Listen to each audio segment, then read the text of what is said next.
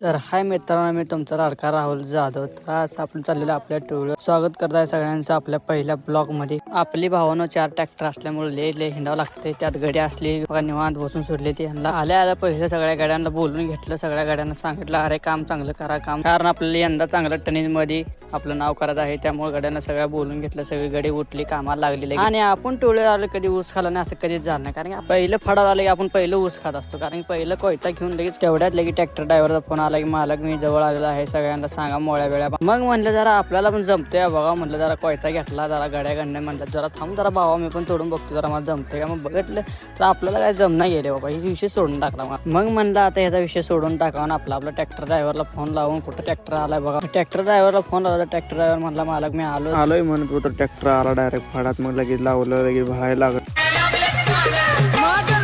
Finally मित्रांनो आपला blog संपलेला आहे. तर आपला पहिलाच ब्लॉग आहे ऊसतोडी मधला. कसा आहे कसं नाही कमेंट मध्ये नक्की सांगा. लाईक करा, शेअर करा, फॉलो करा.